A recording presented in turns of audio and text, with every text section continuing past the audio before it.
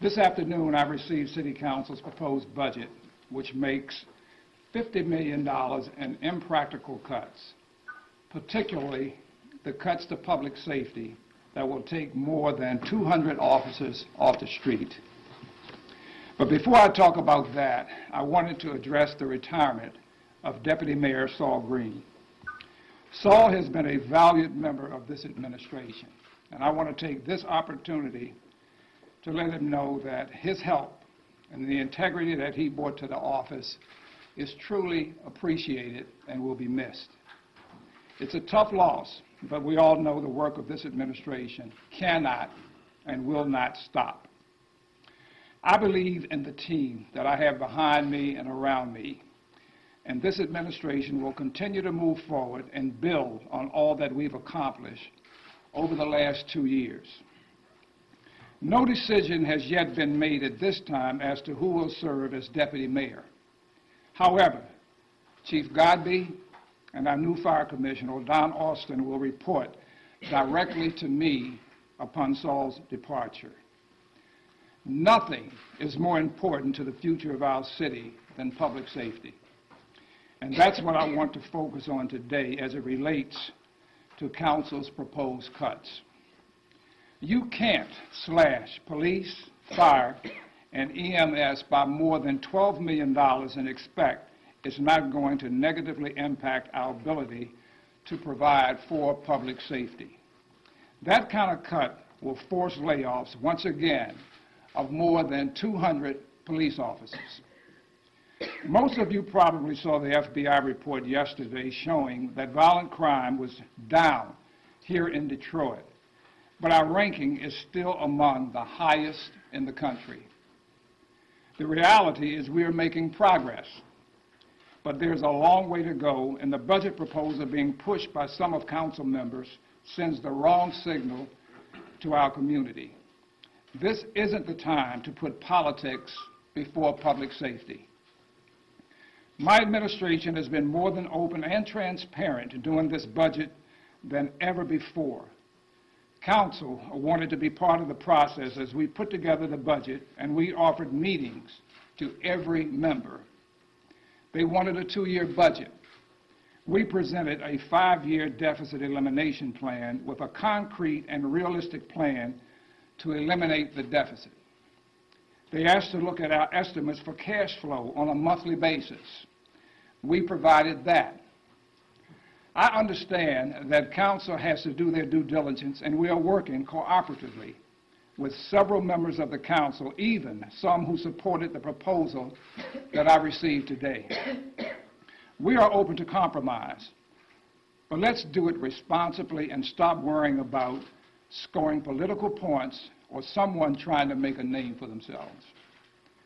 As you all know, last week we reached a landmark deal with the pension systems that represents $60 million in savings this year. Council's own fiscal analysts sat at the table the next day and agreed with our fiscal experts that this agreement negated the need for the kind of drastic cuts this council is now putting forward. Sometimes I think people forget the mess this administration inherited. A $330 million accumulated deficit, a broken bureaucracy, and a culture resistant to change. I promised we'd run things like a business, and that's exactly what we've done. We completed 3 audits in 18 months, including submitting our CAFR on time to the state for the first time in 13 years. For the first time since 2002, the city didn't have to buy short-term debt, and that is a direct result of the fiscal responsibility my team brought to this office. We've reduced our workforce by 1,800 in less than 2 years, and we continue to root out every instance of mismanagement, abuse of funds that we find anywhere in the city. We've crunched data, and we know that pension and medical costs have to be reduced. That is the only way we're going to eliminate this deficit. This isn't about what makes for good headlines or sound bites. It's about fixing the problem. I think we can reach a compromise that won't cripple our ability to provide public safety, and I think it can be done responsibly. But it's time for everyone to let go of personal agendas. I want to thank the council members who are working with us collaboratively. We do need your help, whether it's encouraging the unions to come to the table or supporting us in Lansing with members of our Detroit delegation. It's going to take all of us pulling together in the same direction to manage and get out of this crisis. And with that, I'm happy to take some questions. Mayor, are you going to veto this budget from council? I believe the answer would be yes. Okay. They're saying that, raising some of the same concerns that you have, let's not play politics, let's compromise. They say you know full well that what they call modest 2.5% cut will not cost any officer their job. That's not true, not at all. We've got facts and data to back that up. So an impasse then. We've got an impasse and we can clear it up shortly. If we don't have to worry about any of us. Something else will happen. So we need to get to the table. We need to compromise. We need to stop playing politics and let us do our job. Our job is to manage the departments in the city of Detroit. We don't need them to manage the departments. That's our responsibility. Mr. Mayor, Gary Brown handed me the McKenzie report for the police department that you commissioned. It says if you took the desk jobs and gave to civilians today, you could save that $8 million. In response to that? I'll let the chief respond to that. Charlie, that's an oversimplification. The analysis is correct. The reality is that we are in a collective bargaining posture. We have made progress in collective bargaining through the LSA's Act 312 compulsory arbitration. We won the ability to take supervisors out of 36 District Court. We plan on proceeding down the same path with the DPO under Joe Martinico's leadership to make the same case. If we're able to make that case and we win it in compulsory arbitration, we would gain 44 police officers' jobs.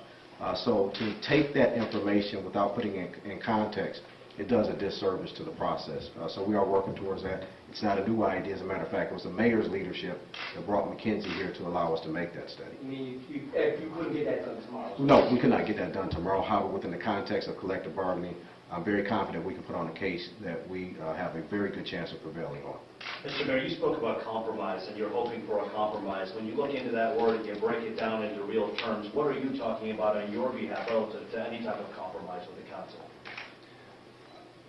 My position was we presented a budget that we thought was fair and doable. And initially, they came to the table saying we needed to cut, without even seeing it, that we needed to cut another $100 million. That later went down to $65 million. And they constantly said that with all the soft revenue projections that we had in our budget, that we would never get there. Then on Friday of last week, we closed the gap again with $61 million from the two pension funds. If you do your math, 61 from 65 is $4 million. So where do you come up now with another $50 million? I mean, it just makes no sense. Mayor, they're saying that and acknowledging what you were able to do last week, that though had already been factored in to your budget proposal, so that it was really what they call a soft expenditure, because you had already accounted for the city paying less into the fund. Not true. Once again, if they listened to their fiscal analyst, they would see that he was in favor of what we had done and felt that that gap had been reduced significantly, but they paid no attention to their own guy. Well, is this something that can easily be resolved then? I would hope so. I just hope they come to the table and be honest and say, look, let's stop showboating. And it's time for us to get down to serious business, because the city of Detroit, the people here, the businesses here, are dependent upon our leadership to fix the problem. We can fix the problem. Mr. Mayor, you said a couple of times about playing politics with this. Do you think that this is more of somebody trying to pave their way for a future mayoral campaign and not a good faith effort on the part of council? Yes. Why do you think that? It's kind of obvious what's going on, I think. I mean, every time that we come to the table with a good idea, it becomes our idea. When something goes wrong, the finger is always pointed to us. And, you know, we're open to criticism. We are big boys and girls here. But let's be real with each other. Let's stop playing this game. I mean, we are putting at stake the livelihood for the future of this city and the people that love this city so much. We've got to stop that. Mr. Mayor, a lot has been said about the retirement of Mr. Green and that it's led this crescendo of talk that your administration is unstable. Can you address that a little bit? And is there symbolism in having all of your top officials here with you today? No symbolism. This is a team. And I would assume in the company that you work for, there are changes. I'm sure that when there are changes made at any of your companies, doesn't necessarily mean it's instability. People have different reasons for whatever decisions that they make. And I respect Saul greatly for the time that he put in. If it's time for him to do something else, I hope he's going to be very, very happy. He will be missed. Mr. Mayor, is that a decision that he made alone, or is that one that you encouraged him to make? Oh, no, that's his decision. I want Saul to stay. He's a valuable asset to our administration. If you all can convince him, convince him. No. He's going to Washington, right? He's got a big job in Southfield Chief. Well, I don't know. I don't know. Mayor, you're going to veto it. Well, how long, I mean, do you even, obviously you got a copy. It's not that lengthy. You already know it. How long will you take? Are you going to do it immediately? We need to start working on this ASAP. And so, Yes, it will be vetoed ASAP. And Mr. Green, Mr. Green, what's wrong and what can we do to keep you? Sir, can you go to the mic, please? Well, let's talk about the budget. Yeah. We'll talk about Saul at another time, okay? But this is all about the budget. This is the most important thing that we've got to deal with. just, well, how soon might he be leaving? His resignation letter says the 10th of June.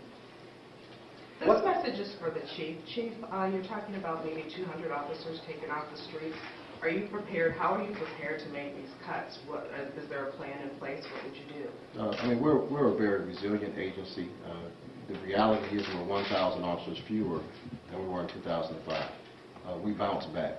But what the reality is, the level of service that we're going to be able to provide will be drastically impacted. Something else that has to be considered that City Council has demanded, and the mayor has set a tone for us, that we will be in compliance with 2 federal consent judgments by the end of this year. There is a span of control requirement within the consent judgments relative to supervisor to officer ratio, that they are playing a very dangerous game with the budget that will put us out of sorts, which is a direct compliance issue. So there are a number of different issues directly involving service that we provide. There are indirect service issues relative to consent judgment compliance and proper span of control. Those things are all impacted when they wipe out vacancies that won't allow me to promote. We have about 25 young people that have just completed their training in the police academy that our plan is to graduate next month. And we have another 40 in queue that this administration has made preparation for to go forward to hire those officers. So the reality of what they're doing is going to impact the level and the quality of service that we're able to provide. We can't guarantee it's going to be, it's definitely not going to help response time. It's not going to help our compliance efforts with the consent judgment, which costs us to a tune of $91,000 a month as long as we're under a monitorship. So the budget implication of what they're doing short-sightedly and not acknowledging what the administration has done to put the city in a position not to lay off officers, they really have to take a step backwards and take a look in the mirror at what they're proposing.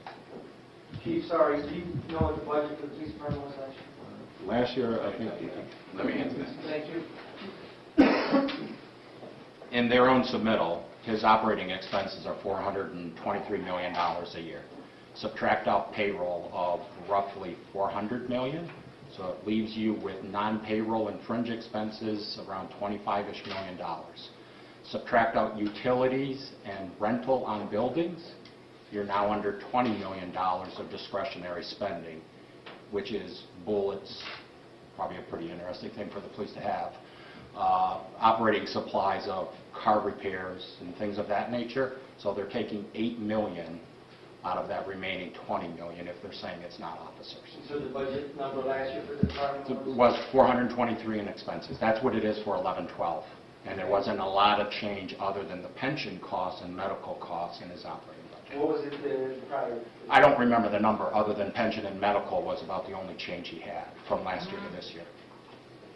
A couple more questions.